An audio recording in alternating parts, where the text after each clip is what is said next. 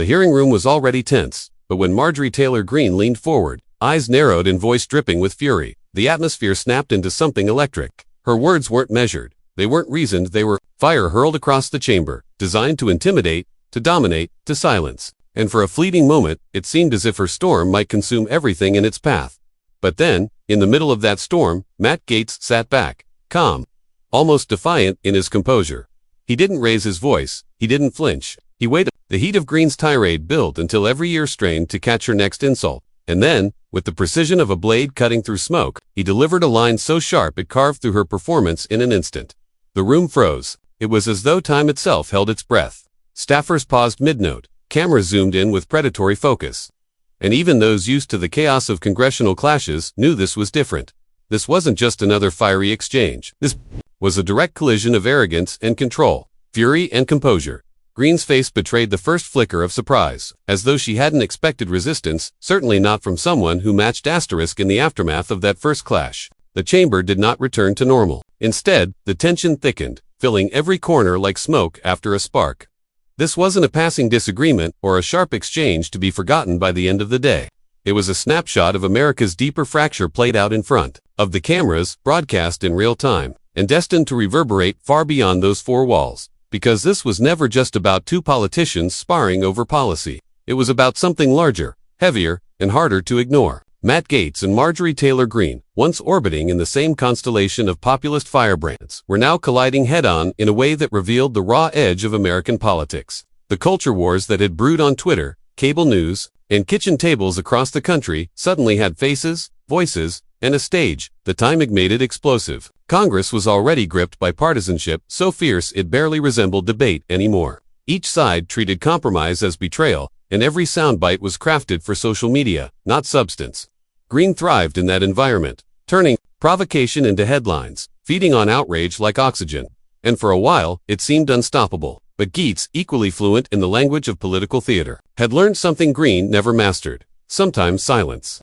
Sometimes restraint. Sometimes a well-timed pause carried more force than fury. That's why this mattered. Because in that chamber, with the cameras rolling and millions of Americans, already exhausted by division, what unfolded wasn't just personal animosity. It was a mirror reflecting the nation's struggle with identity, values, and the meaning of leadership. Greene represented the politics of volume where anger substitutes for truth. Gaetz, in that moment, represented a different weapon: control, calculation, and the ability to cut through noise without raising a fist. Viewers didn't just see two lawmakers arguing. They saw dignity clash with arrogance, restraint tested by chaos, conviction facing off against performance. And the stakes weren't confined to one viral clip. They stretched into homes, workplaces, and conversations across the country. Immigrant families saw echoes of their own struggles to remain composed in the face of hostility. Young voters recognized the clash as symbolic of a broader choice. Do we reward those who shout the loudest, or those who can stand unshaken when the shouting comes? Social media only amplified the pressure. Every second of footage was clipped, captioned, and shared within minutes. Millions weren't just watching, they were interpreting, projecting, choosing sides. For Greene, it was an attempt to dominate the room. For Gaetz, it was a gamble. That calm clarity could outshine chaos. That poise could go viral in an age addicted to outrage. And it worked. But not yet fully, not in that instant. Because what no one realized, not even Greene herself, was that the next turn of this exchange would ignite the moment that made millions stop scrolling. This wasn't just another argument. It wasn't just another partisan squabble that would fade into the background of endless political noise. It was the moment the divide in America crystallized into a confrontation so raw, so symbolic, that the entire country leaned closer to the screen. And as the energy in that chamber built to a boiling point, there was a single question hanging heavy in the air. If this was only the beginning, what on earth was about to happen next? To understand the fire that crackled in Marjorie Taylor Greene's eyes that day, you have to step back and see the persona she has carefully cultivated, a character equal parts defiance and spectacle, built not on policy mastery but on provocation. Greene entered the halls of Congress not as a traditional lawmaker, but as a self-styled warrior, determined to channel outrage into power. For her, politics was never about persuasion. It was about domination. From the very beginning, Greene positioned herself as the lightning rod of the House. She wore controversy like armor, almost daring critics to take their best shot, because every attack only seemed to feed her following. She thrived in the chaos, branded herself as an outsider, unafraid to say what others wouldn't, and leaned into a brand of politics where being offensive wasn't a flaw, was the feature. Her speeches dripped with culture war slogans. Her social media posts bristled with incendiary claims, and her interviews turned into viral moments, precisely because they were shocking enough to keep the cameras rolling. Greene quickly learned the mechanics of modern politics.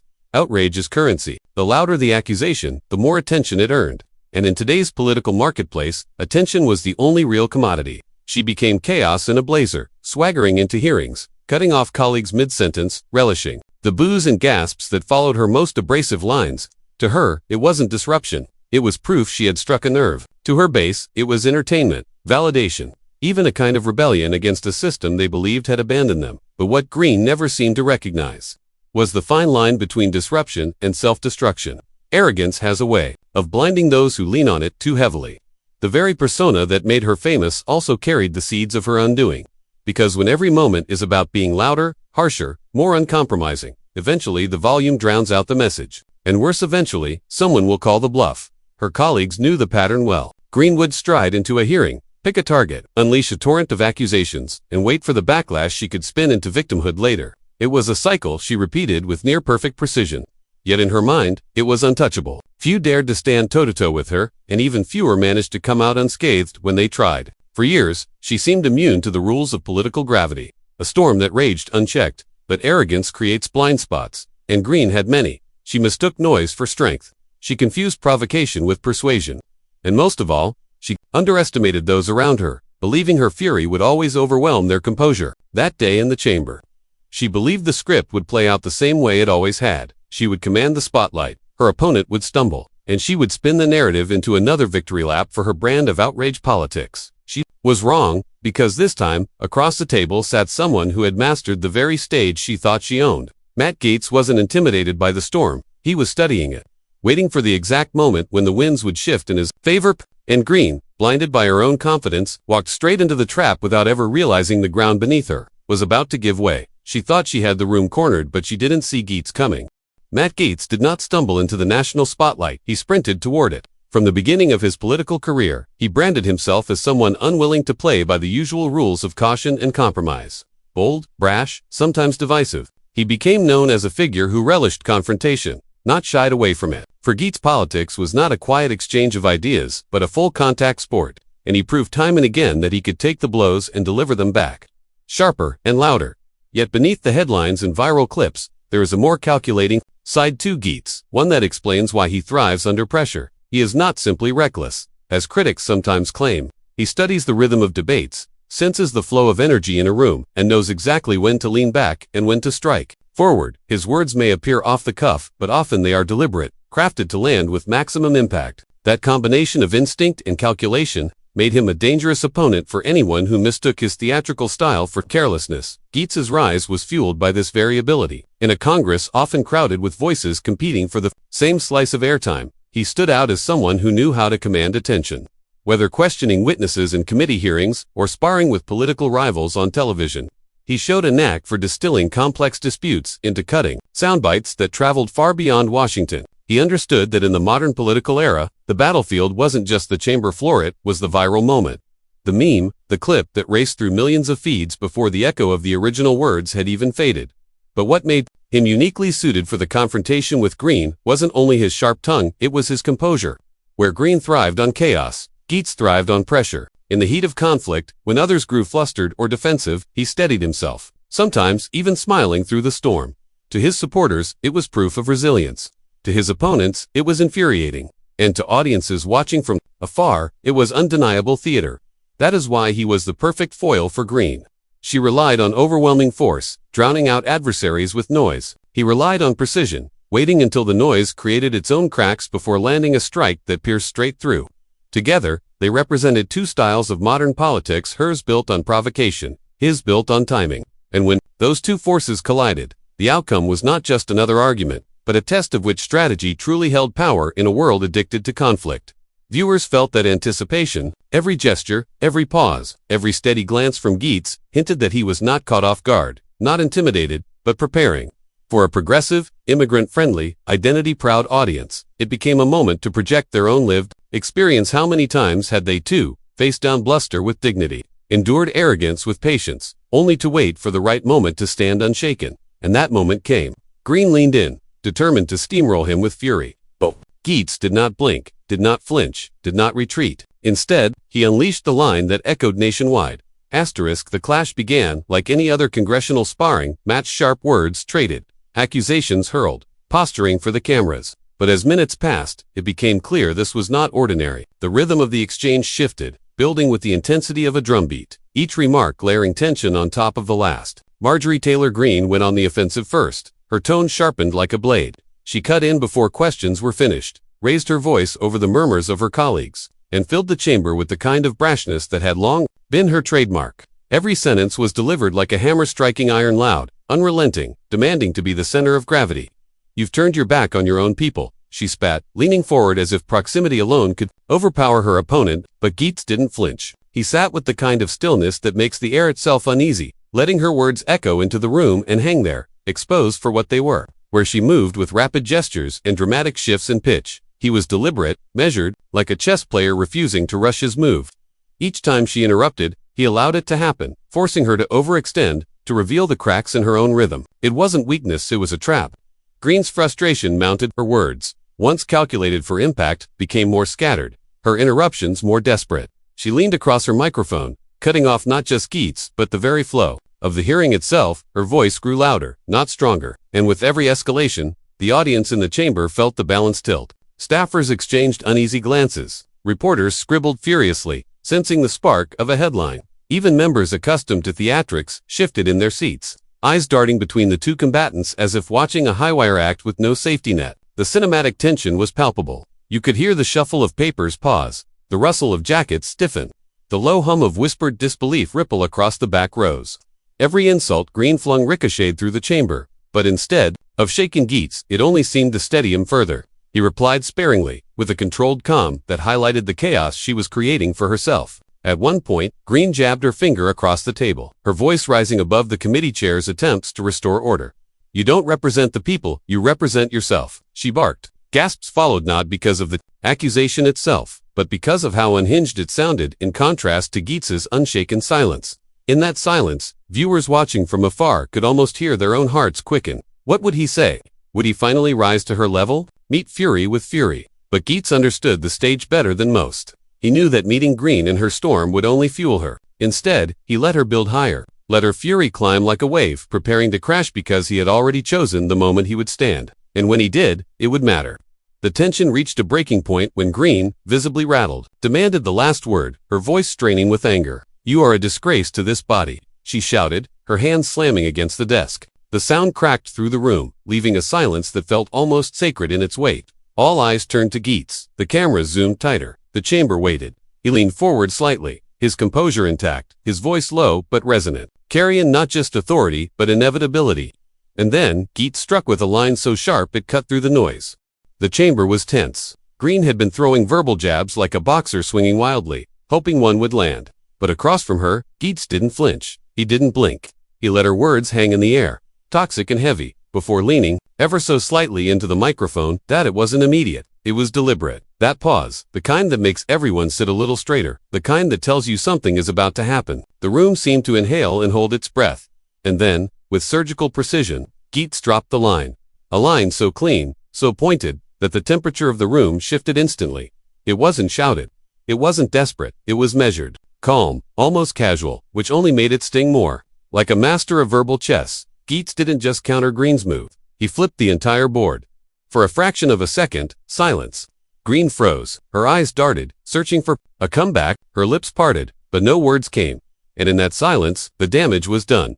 The crowd, colleagues, staffers, aides, even reporters in the back, knew they had just witnessed the pivot point.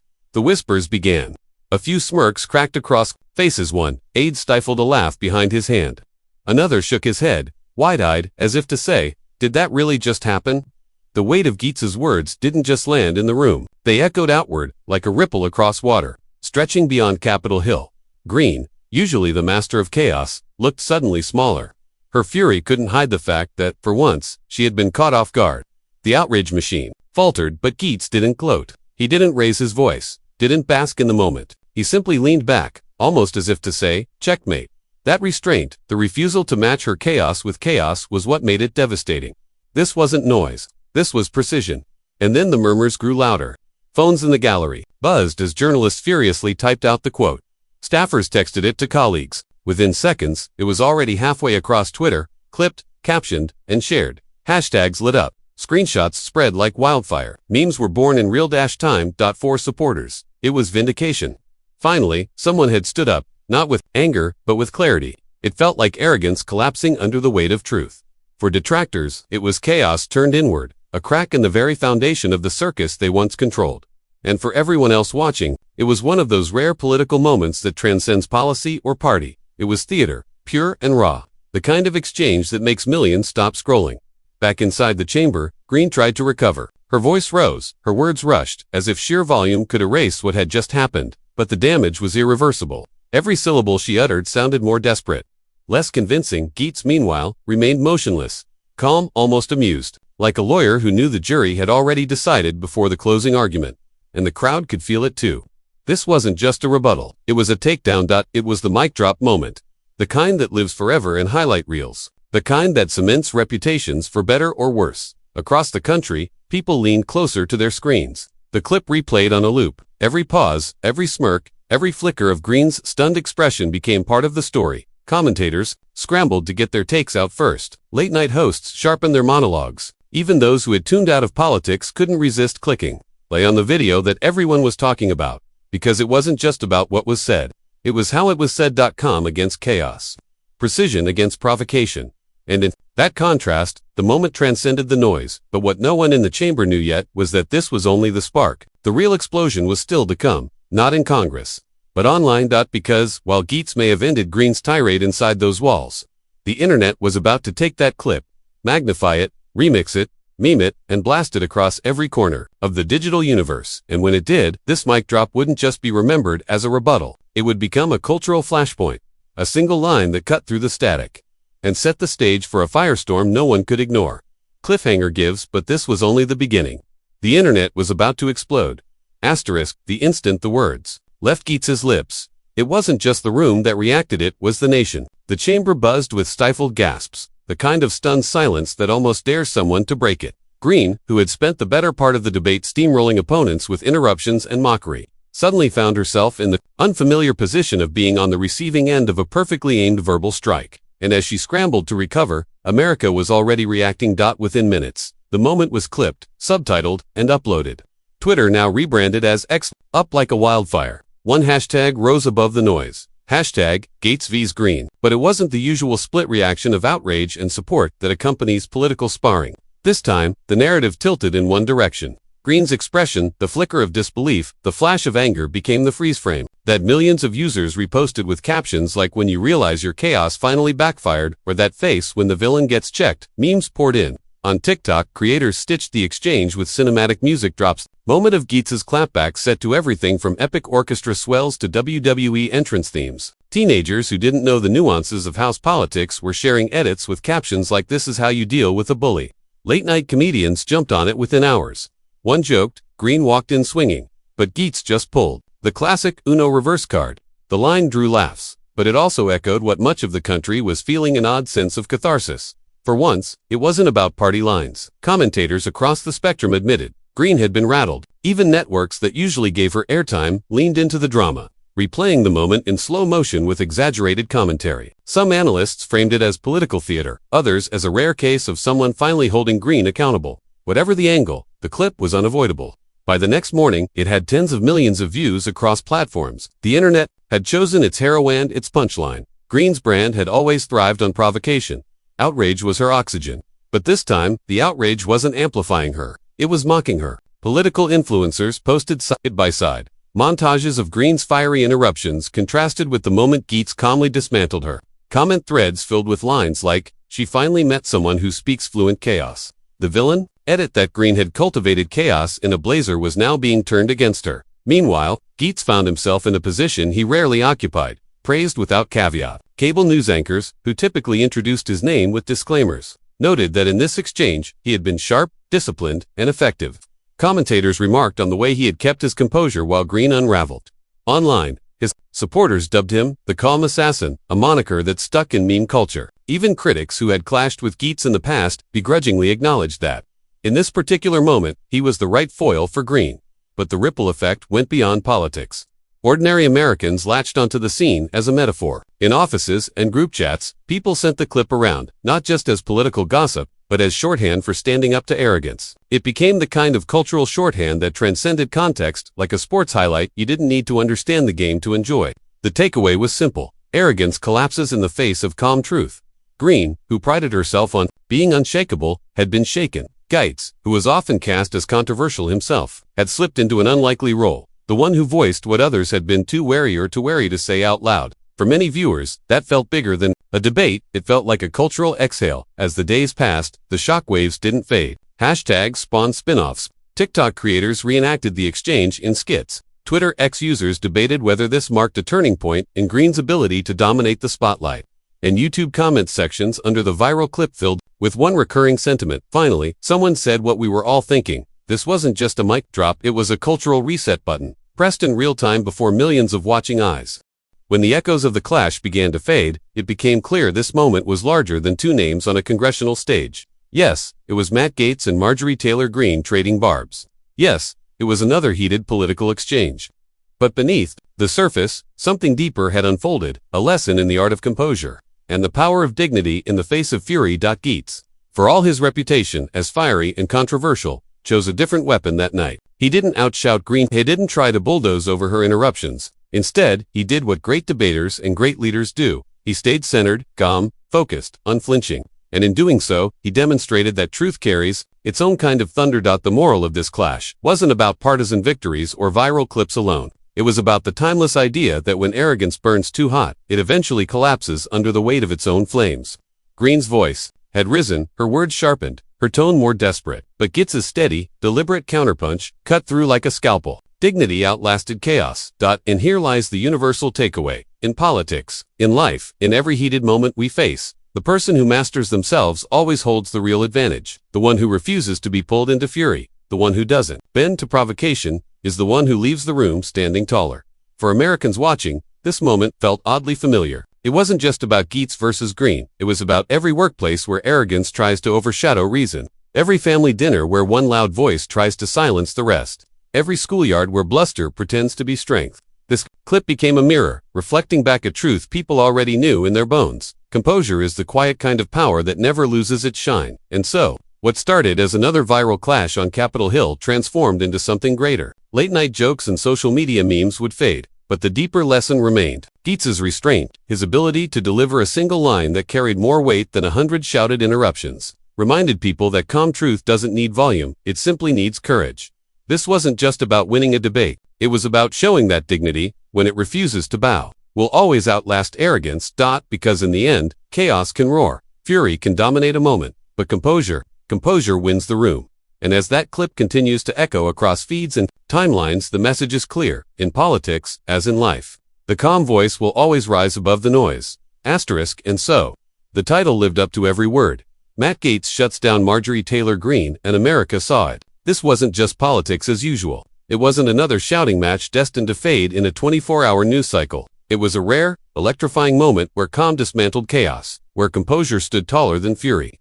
Gaetz didn't just win an argument, he revealed a truth about the nature of power. Real strength doesn't need to scream. It speaks once and echoes forever. For viewers, it was more than entertainment. It was relief, a reminder that dignity can prevail in an arena often drowned out by arrogance. And as the clip replayed across millions of screens, it wasn't just Gaetz's words that resonated, it was the message.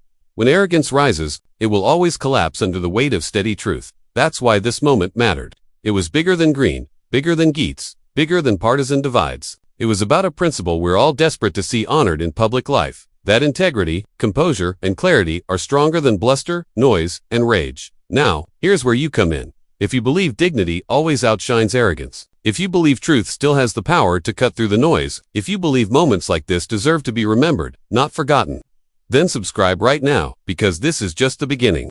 And don't just keep it to yourself, share this story so it spreads louder than the shouting, further than the fury, and deeper than the noise. Because when dignity refuses to bow, arrogance always crumbles.